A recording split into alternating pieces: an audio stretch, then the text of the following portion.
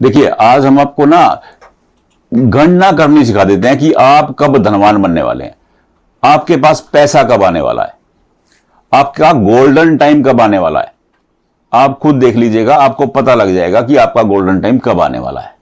बिल्कुल simple simple सरल सरल तरीके से ध्यान से देखिएगा।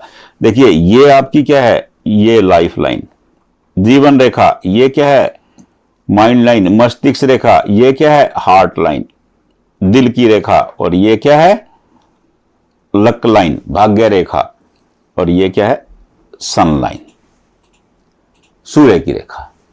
और ये जो उंगली है ना, ये बुध की उंगली है।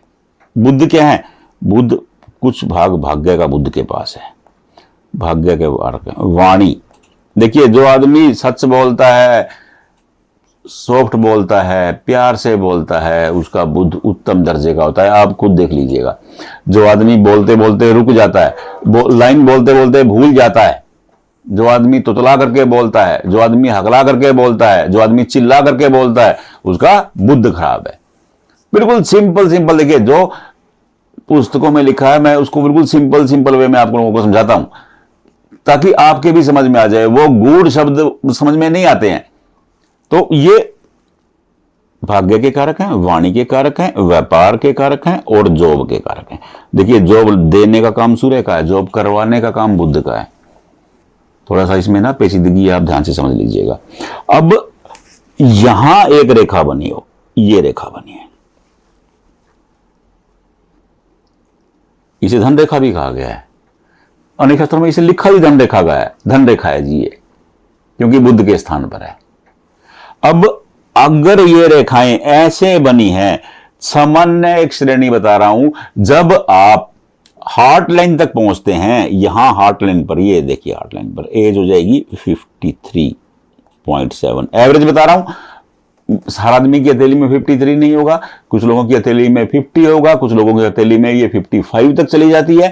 तो एक एवरेज जो हम लोगों ने निकाला है, वो एवरेज के हिसाब से बता रहा हूं। आप एक साल ऊपर नीचे करके आप अपनी हथेली की गणना कर लीजिएगा, कोई दिक्कत ही नहीं है। बिल्कुल सिंपल सिंपल वे में देखिए।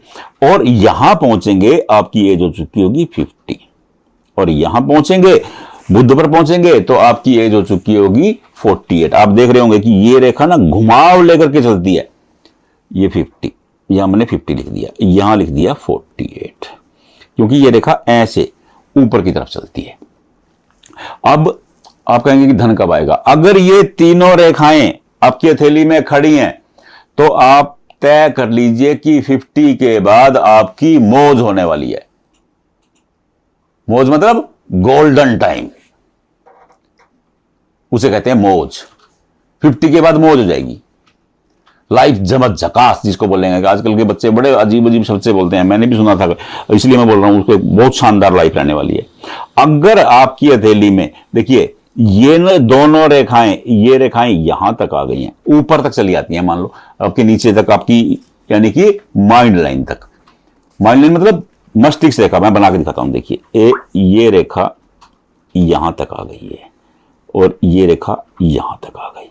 अब जब हम यहां पहुंचेंगे, एज हो जाती है 32। 32 के बाद धन का प्रवाह तेज गति से हो जाएगा। समझ रहे हैं? 32 क्यों? क्योंकि ये यहां तक आ गई। अगर ये रेखाएं और बड़ी हो जाती हैं, और ये रेखा यहां मिल गई आके, और ये रेखा आके यहां मिल गई, अब क्या कहते हैं, हस्तरेखा शास्त्र का एक सूत्र शुरू हो जाता है इसमें। वो कहते हैं कि अगर भाग्य रेखा निर्विघ्न है, और उसमें से एक रेखा निकल करके आपके सूर्य रिंग फिंगर पर चली गई, और एक रेखा निकल करके आपके बुध मतलब लिटिल फिंगर पर चली गई, तो ये राजयोग हो जाता है। ऐसे लोग 24 to 26 में ही धन अर्जित करने लगते हैं। क्या करने लगते हैं? धन अर्जित करने लगते हैं। 24 से 26, ये 24 to 26 में धन अर्जित करने लगते हैं।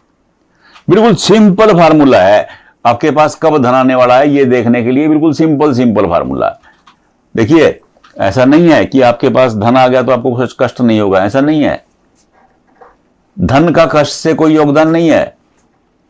देखिए भगवान राम ने राजा दशरथ के घर जन्म लिया था, वो राजकुमार थे, राजा बनने का दिन तय हो गया था, लेकिन हुआ क्या? वनवास 14 साल के लिए। और वनवास में क्या हुआ? रावण उनकी भराया को हर ले गए।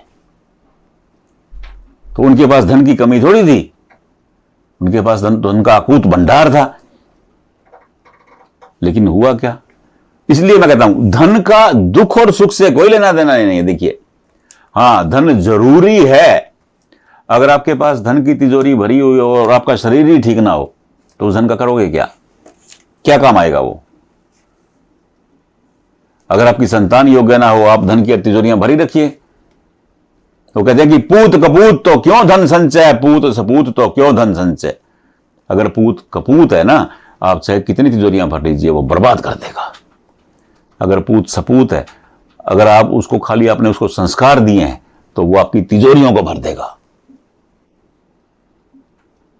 जो हमारे यहां कहावतें बनी गई हैं ना, वो प्रैक्टिकल हैं, प्रैक्टिकली बनाई गई हैं, ऐसे नहीं बनाई गई हैं। जिन्होंने ये कहावतें बनाई बहुत विद्वान लोग थे। तो मैं जो बता रहा था मैं आपको बताऊं, तो ये राजयोग का मतलब यह कतई नहीं है कि आपको दुख नहीं आएगा, ऐसा नहीं है। हां, जिनकी हथेली में राजयोग होता है, उनकी हथेली में जो परेशानी की रेखाएं हैं, राहु रेखाएं हैं, मेरा तजर्बा है, उनका प्रभाव कम हो जाता है, प्रभाव कम रह जाता है। अब ये 26 से, अब आप कहेंगे कि जी ये रेखाएं तो यहां तक पहुंची नहीं है जी।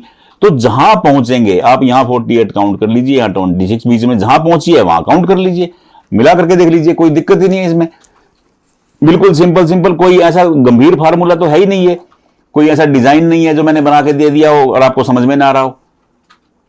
कोई कलाकृति थोड़ी बनाई है, सीधी रेखाएं बनाई है। आप भी बना के देख लीजिए अपनी हथेली पर, पेन लीजिए, जो चीज समझ में नहीं दोबारा देख लीजिए वीडियो, दिक्कत क्या है?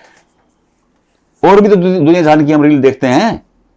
हम ये एक वीडियो देख लेंगे, आपको ज्ञान हो जाएगा, अर्जित, आप अपना भविष्य पढ़ना सीख जाएंगे। मैं बार बार कहता हूं, अपने पंडित खुद बनाओ। मेरी जरूरत थोड़ी है आपको, किसी की भी जरूरत नहीं होनी चाहिए। खुद देखिए, खुद पता कर लीजिए क्या जरूरत है किसी से पूछने की। बस इसके लिए थोड़ी सी लगन और थोड़ी सी मेहनत की जरूरत है। बहुत सरल है ज्योतिष, बहुत सरल है, बस थोड़ी सी मेहनत लगन की जरूरत है। और आपको यही बताने के लिए हम लोग एक डेमो क्लास लेकर के आ रहे हैं बहुत जल्दी, ताकि आप हमारे साथ जुड़े। मैं तो कहता हूं कि पूरा देश सीखे भाई, ये हमारी अनमोल धरोहर है, हमारे पास ही है ये, और हम ही इसे भूलते जा रहे हैं। ये थोड़ी कह रहा हूं कि आपको कैरियर बनाना है, कैरियर मत बनाइए, लेकिन सीखिए, बहुत जरूरी है। और कुछ भी समझ में नहीं आ रहा, कोई दिक्कत नहीं है, कमेंट बॉक्स में जहां वीडियो देख रहे हैं वहीं कमेंट बॉक्स में फोटो भेज दीजिए। वहां नहीं भेज रहे हैं, मेरा नंबर इसी पे चलता है, नंबर पे हाथ का फोटो खींचिए, नंबर पे भेज दीजिए। आपका जो भी क्वेश्चन है साथ लिख के भेजिए, हम आपको जरूर बताएंगे। अब कोशिश तो कीजिए ना। राधे राधे।